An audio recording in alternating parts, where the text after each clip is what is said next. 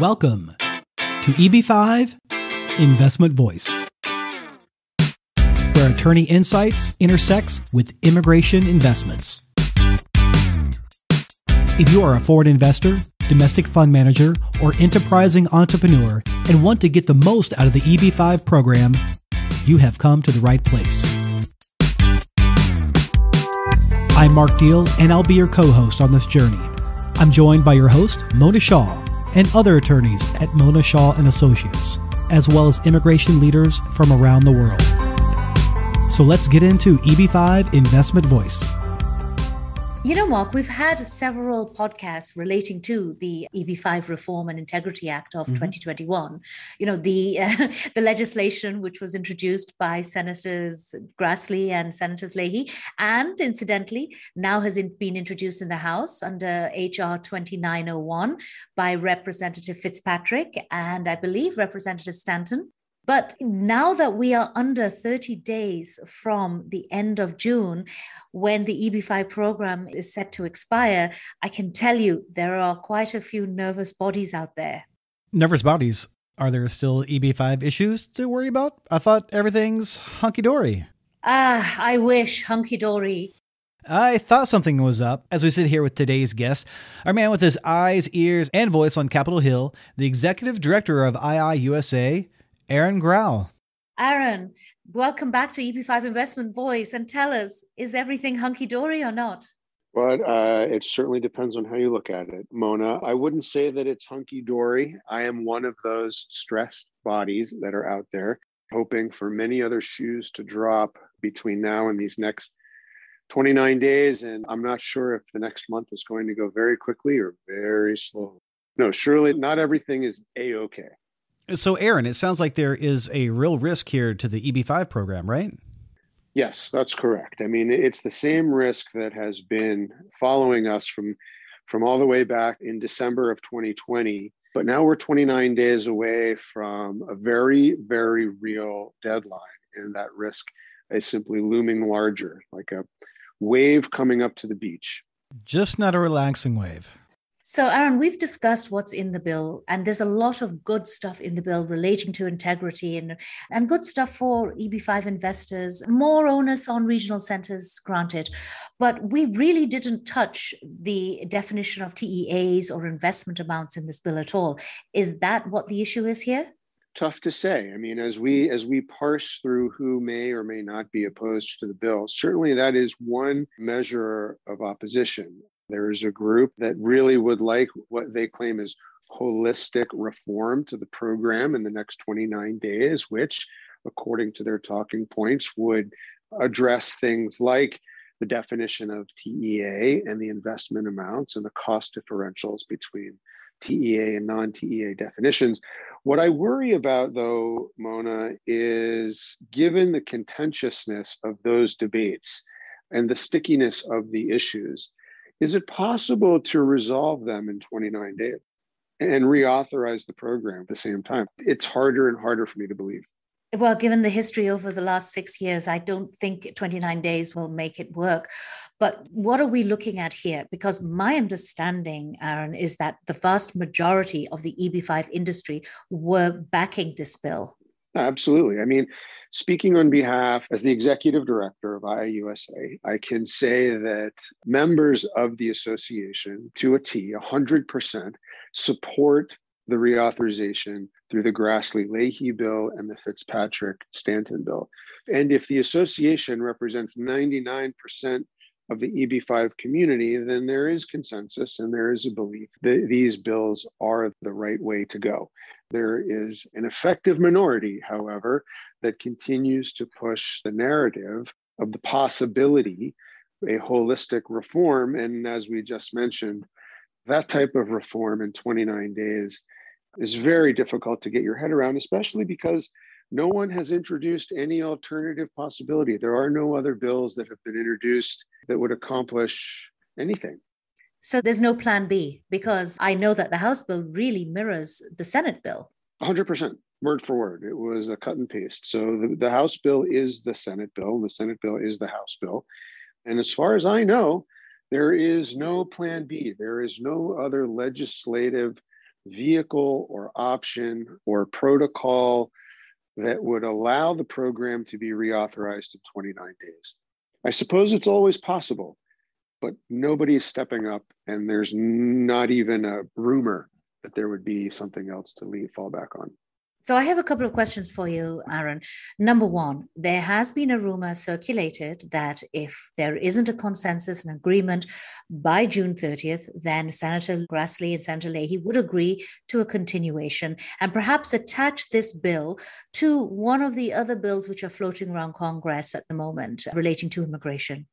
No, that's just not true. There is no truth to that rumor.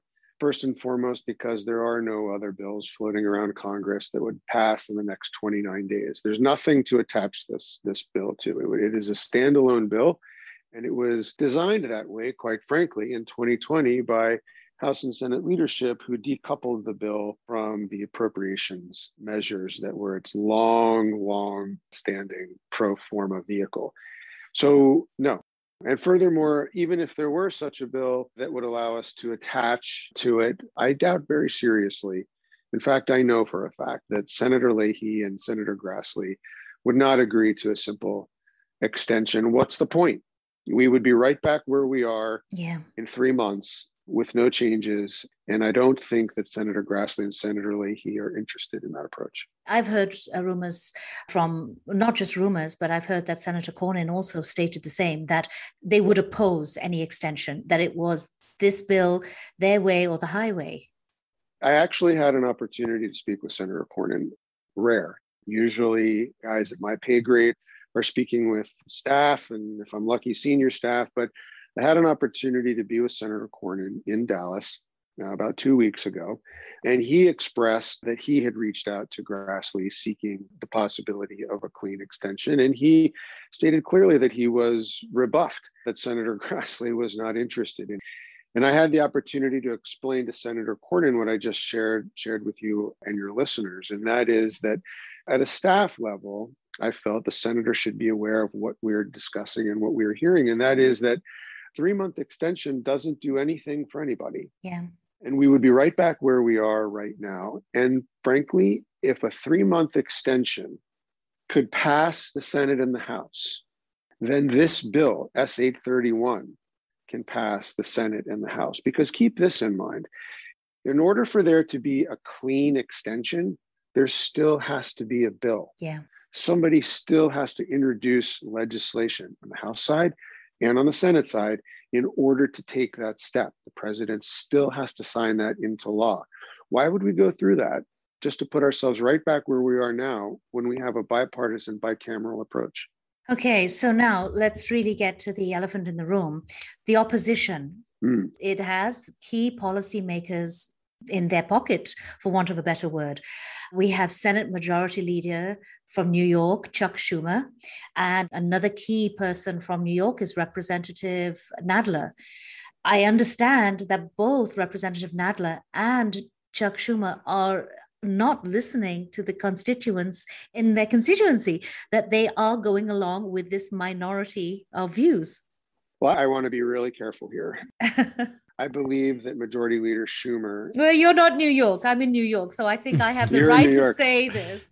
And not only that, we represent a lot of clients in New York who have benefited from the EB-5 program and it would be an absolute disaster. I cannot start to say if the EB-5 program did not continue. We have projects where there are hundreds of people who would suffer from this and cause an incredible amount of unemployment and all kinds of issues with the projects. And right now, New York is in recovery mode. This is the last thing we need. Yeah, a couple of points, and then I'll get back to my original sentiment.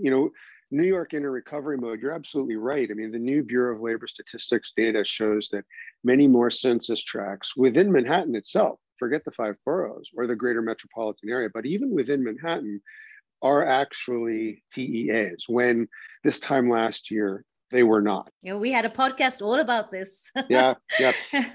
And with regards to the Majority Leader and Chairman Nadler, I believe earnestly and with all my heart that these gentlemen want to do what's best for the program, that they don't want to see the program lapse. I don't think either one of them want to see this program lapse. The issues that I'm having as an advocate for the program is helping them understand there's more than one side story of the reauthorization of the program. I think that there are those who enjoy better access, I'll say, than we have so far, who have the senator's ear and who have Mr. Nadler's ear and are explaining to them the values of a holistic reform package. Look, there are values there. What I come back to, however, is 29 days. Right. Time to act on what we can do, not think about what we could do or could have done. It's wonderful to think of all of these great things that we can do in legislation that would improve and strengthen the program. But I need to understand how that's going to happen. And right now, I don't see a legislative path forward that would allow any of these grand bargain holistic reforms happen. What I want to encourage your listeners and the senator staff and the chairman staff as well is to let's take a holistic look at the entire reality of this reauthorization. Let's take a look at what's possible before June 30th and what's not. Let's take a look at what's possible after June 30th if we have 5 years to tackle the sticky issues that are out there. Some have said that if you don't tackle them now, you never will. And people will go out of business before we're able to address the definition of TEA, et cetera, et cetera. And I just don't buy into that. I think that is politics by fear. To say that there will be germane conversations around immigration reform between now and 5 years from now is an understatement. The president has introduced a comprehensive immigration reform package that will get a lot of attention from Congress. There will be plenty of chances to address improving the program further. Of course, and that includes seeking new visas for the program. But what I don't understand and what I want to make clear to your listeners and to Senator Schumer and Mr. Nadler is that there's just no time. We don't have time right now to do this. I agree, Aaron, but going back to the politics of fear, and this is not politics. If the program is not reauthorized, number one, we stand to look awful in the eyes of the world.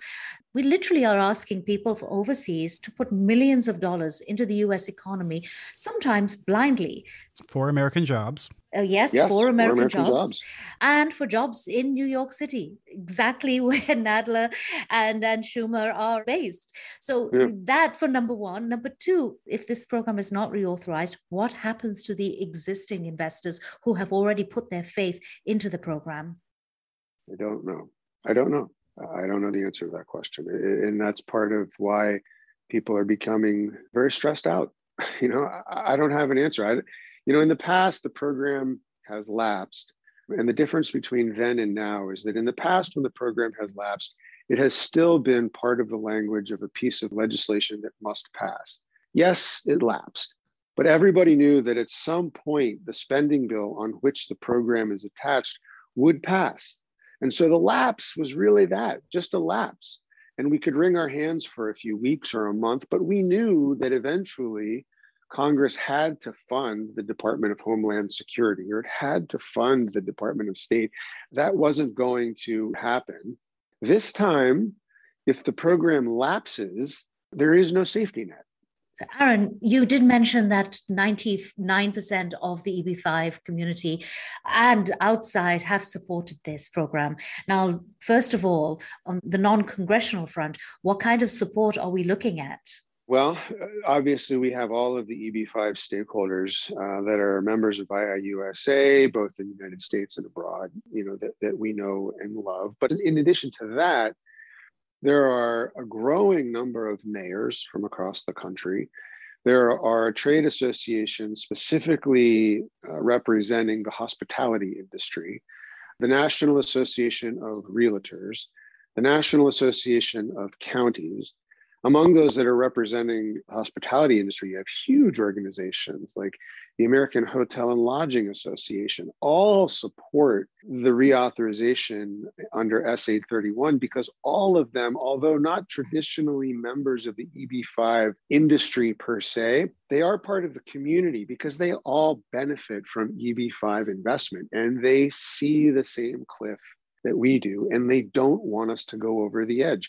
So hotels, mayors, municipal projects, transportation projects, projects that would support local schools. And I mean, it goes on and on and on. And there's a growing number of people across the country who realize that we're talking about millions, if not billions of dollars of tax-free investment into U.S. economies, which is what we desperately need as we recover. That's so impressive. In the House, I know that list keeps growing as well as to which representatives are. Yes. Yep. We have a few extra names.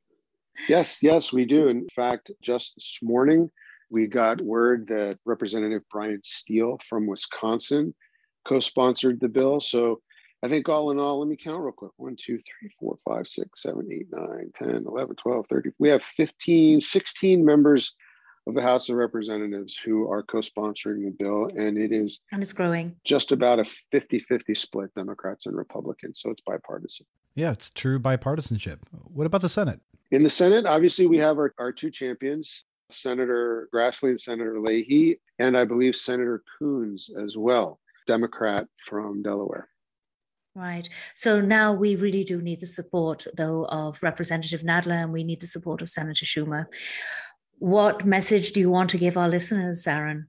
Specifically to listeners who are in New York and in the New York City metropolitan area, to reach out to these men and let them know that in addition to the voices that they are already hearing from their constituencies, that you too have a voice and you are supporting S-831 or HR 2901. I think the more that Senator Schumer and Chairman Nadler understand that the constituency they represent in this area is much broader than it may seem, the better chance we have of coming to an agreement and a passage of this bill. Well, there you go, loyal EB-5 Investment Voice listeners, and especially those that live in New York. With less than 29 days to go, we need your help. We need some action. And that is to reach out to Congressman Nadler and Senator Schumer and let them know how important the EB-5 program is to America, is to yourself, as well as to New York. In fact, Mona, the other day, you were just telling me that the EB-5 program through the regional centers have over $41 billion in investments in the U.S., and that's created projects and jobs. And that's just a piece of what would go away, as well as all the new projects and developments. And I'm rambling, so stop me, Mona, from rambling. But people need to act. This is the time to act. We've got 4 weeks to do something. Mark, we can't stress that enough. We have less than 4 weeks, not even 4 weeks. And to all of our clients in the New York metropolitan area, please reach out to us if you need help, but reach out to the Senator and Representative Nadler and let them know that we cannot afford to let the EB-5 program lapse. Thank you, Aaron, for being as eloquent as usual. And thank you for bringing these points out.